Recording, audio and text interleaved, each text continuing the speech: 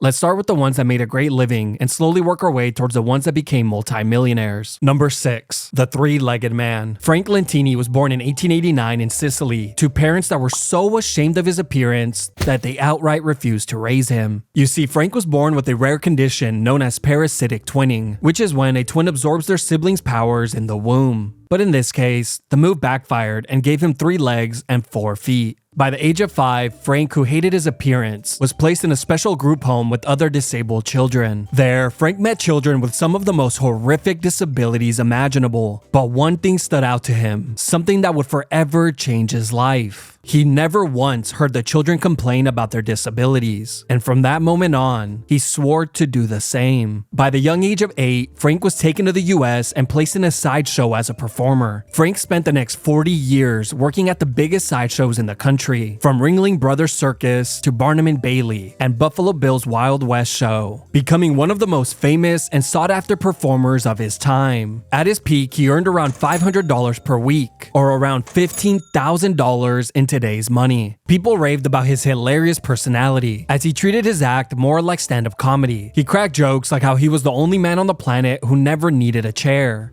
then sat on his third leg like a stool. He also joked that anytime he bought shoes, he obviously had to buy 2 pairs, giving the leftover shoe to his co-worker, who only had 1 leg. But after 40 years of touring, Frank finally settled down, retired, got married, and had 4 children. After the age of 5, Frank never viewed his disability as a negative, stating many times that we all need to accept what makes us different, as that is what makes us unique, and even calling his deformity his greatest blessing. By the time Frank died in 1966, he had earned over $1 million in today's money, and had provided himself and his family with a very comfortable life. Number 5. The bearded lady. Annie Jones was born on July 14, 1865 in Virginia. When she was born, her parents were shocked to discover that she was born with facial hair, but the shock quickly wore off when they realized that they had been presented with a rare money-making opportunity. Thankfully, Annie had an entirely normal 9 months of life before her parents handed her off to P.T. Barnum, one of the most prolific American showmen in history. Her family accepted an allowance of $150 per week, making her one of, if not the youngest sideshow performers in history. Annie was born with a condition that caused thick hair to grow around her entire body and face, and by the age of 5, she had a mustache, sideburns, and a beard. She was given the name the Bearded Lady, and for the next 37 years, Annie would remain in the sideshow business, becoming one of the most famous performers in history. As she grew older, she became well known for her gracious manners, sophistication, and her skills with musical instruments, which she played as part of her performance. She made it a priority for people to see that sideshow performers weren't freaks, like the media and businessmen had painted them out to be. In the end, Annie would know no other life than that of a touring sideshow performer, traveling across the US and Europe until the day she died. It's estimated that she made anywhere from $1 to $4 million in today's money throughout her career, and lived a very comfortable life. Number 4. The original Siamese twins. Chang and Eng Bunker were conjoined twins who lived one of the most fascinating lives you will ever hear about. Born in a small fishing village in modern-day Thailand, they were bought and brought to the US at the age of 17. They were immediately placed in a sideshow, touring across the US, Canada, and Europe. But eventually, the brothers created and owned their own show, eliminating the middleman and earning a ton of money. After a decade, the brothers had made enough to retire incredibly wealthy. They became American citizens, bought around 18 slaves, hundreds of acres of land, married 2 sisters, and had 21 children. They were so wealthy that by the 1840s, the brothers' property was the 3rd most valuable in the country. Their families lived in separate houses, which they alternated every 3 days. But here's where things get interesting. The twins' lives were turned upside down when the Civil War began, and by the time it ended, they had lost an enormous amount of their fortune and all of their slaves. To recuperate some of their losses, they began to tour once again. However, this time, audiences were reluctant to support them because they had backed the Confederate movement. In their final days, Chang's health had deteriorated, and he began to drink heavily. In January 1874, Chang contracted bronchitis and was assigned to bed rest. And on the morning of January 17th, Eng woke up to discover that his brother had died in his sleep. Eng, who was completely healthy, told his family that now that Chang was gone, it was his time to go as well. And within a couple of hours, Eng was dead.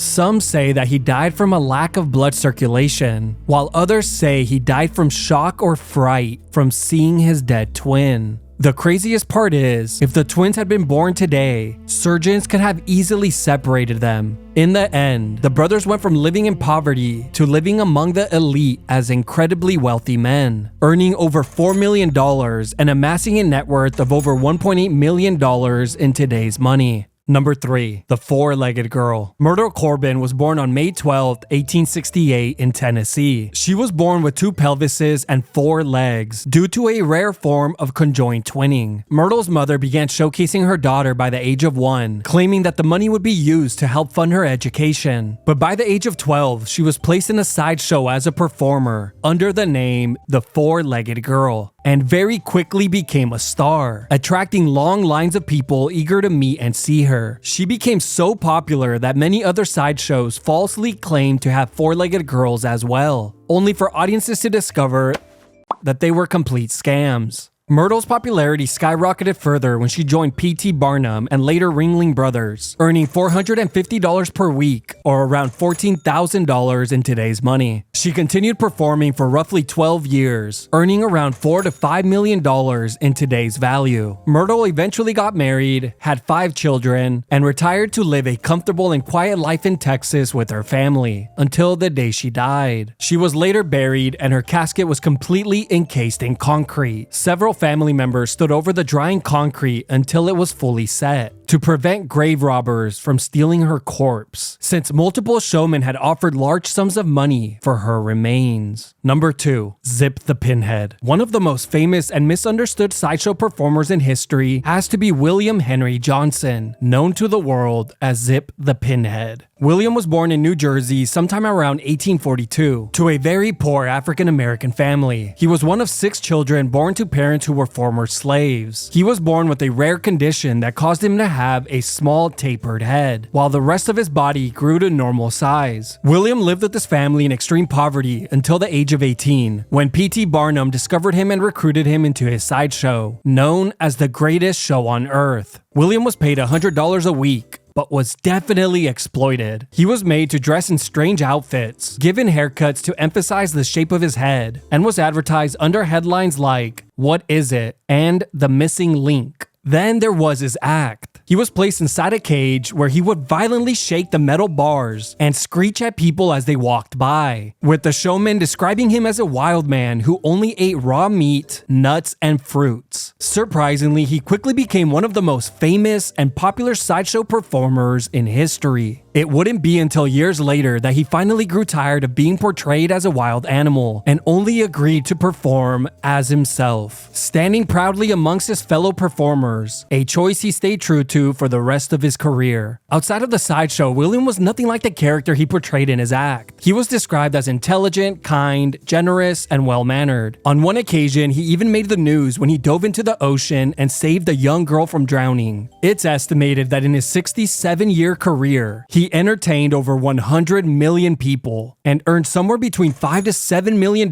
in today's money, providing a comfortable life for himself and his family, a life they had never known. Number 1. General Tom Thumb. There is no other sideshow performer in history that was more famous or wealthy than Charles Sherwood Stratton, better known as General Tom Thumb, an absolute superstar of his time. Charles Stratton was one of the most famous performers of the 19th century and an international sensation. And with pictures like these, it's incredibly obvious that he aura farmed his way to the top. But let's start at the beginning. Charles was born on January 4th, 1838 in Connecticut. For the first 6 months of his life, everything seemed normal. But when he was 6 months old, he suddenly stopped growing. And by the age of 1, he was still the exact same size. And by age 5, he had only grown an inch. He was diagnosed with proportionate dwarfism. Around this time, word had spread to P.T. Barnum, and of course, he soon came knocking. After negotiating a deal with Charles's father, he was taken to perform in Barnum's sideshow. Even though Charles was only 5 years old, he was a natural entertainer. His act consisted of dancing, singing, impersonations, and comedic performances. His popularity quickly exploded, and the name General Tom Thumb became a household name. Charles was so famous that he couldn't go anywhere in the US or Europe without being mobbed by large crowds. He quickly surpassed any living actor or musician of his time. You see, before Charles came along, freak shows and sideshows were seen as distasteful entertainment. But after his theatrical performances, like his movie-like plays, the culture shifted, and the audience began to appreciate the performers as true entertainers. Charles was such a great actor on stage that critics judged him on the merits of a professional entertainer, not as a sideshow performer. Charles was making around $50,000 per year, or around $2 million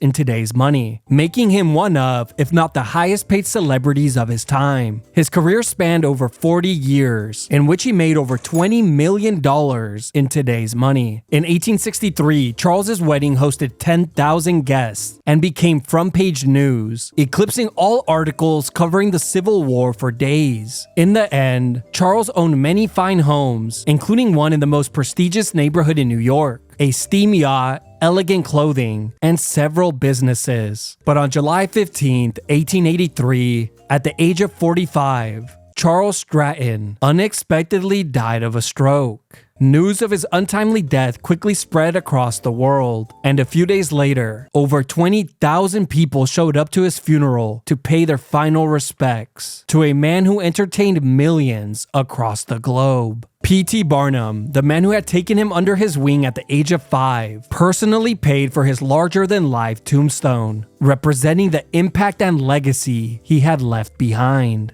And at the very top of it all, standing proudly, a life-size replica of General Tom Thumb. It wouldn't be for another 36 years that he would finally be reunited with his wife, who was laid to rest beside him. She chose her tombstone to simply read, "His wife."